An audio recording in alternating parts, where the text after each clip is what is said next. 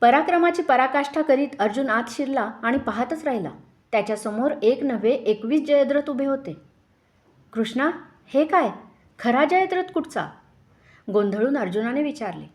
कृष्णाने क्षणभर विचार केला. आता काहीतरी चमत्कार करायला हवा होता.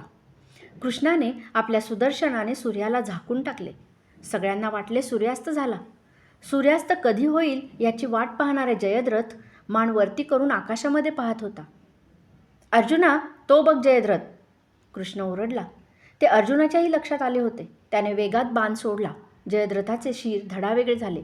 अर्जुनाची प्रतिज्ञा खरी झाली. त्या रात्री दुर्योधनाने थैमान घातले. आचार्य, आपण पांडवांचे कैवारी आहात म्हणून हिणवले. तोंडाला येईल ते दुर्योधन बोलत होता. त्यांच्यावर नाना तऱ्हेचे आरोप करीत होता. एकदा तर म्हणाला, आचार्य, अर्जुनाने आपली व्यूहरचना फोल ठरवली कारण तुम्ही त्याला आत प्रवेश दिलात. तुम्ही त्याच्याशी लढला नाही. आरोप ऐकून द्रोणाचार्य विषण्ण झाले.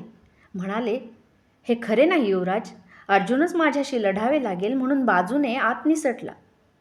व्यूहाच्या तोंडाची जबाबदारी आपली होती. तुम्ही त्याला रोखायला हवे होते, पण तसे नाही केले. तुम्ही पक्षपात केलात आचार्य. दुर्योधन त्यांच्यावर आरोप करीतच होता. ऐकून द्रोणाचार्यांच्या अंगाची लाही झाली. ते प्रतिज्ञा करीत म्हणाले, उद्याचे युद्ध निर्णायक असेल. एक मी तरी धारातीर्थी पडेन किंवा पांडव तरी पडतील. दुसऱ्या दिवशी द्रोणाचार्य जगदग्नीचा अवतार बनून रणांगणावर प्रकटले. असे त्यांचे रूप कोणी पाहिले नव्हते. त्यांचा बाण सोडण्याचा वेग प्रचंड होता. शेकडो सैनिक धारातीर्थी पडत होते. आज द्रोणाचार्यांपुढे कोणीच टिकत नव्हता. संध्याकाळ झाली. नियमाप्रमाणे सूर्यास्त झाल्यावर युधिष्ठिराने शंख फुकून युद्ध थांबविण्याची आपल्या सैनिकांना आज्ञा दिली. शस्त्रास्त्रे म्यान करून पांडवांचे सैन्य राहुट्यांकडे परतू लागले. पण द्रोणाचार्यांनी युद्ध थांबवले नाही. सगळी सेना रोजच्याप्रमाणे आता माघारी फिरायच्या बेतात होती. पण द्रोणाचार्य म्हणाले, आज युद्ध थांबणार नाही.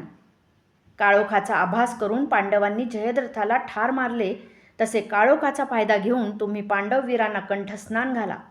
वाकड्याला वाकड्यानेच उत्तर दिले पाहिजे. सैन्य थकले होते, पण द्रोणाचार्यांनी कुणालाच विश्रांती दिली नाही. वय 50च्या पुढे असूनही एखाद्या तरुणाला लाजवील असा त्यांचा जोश होता.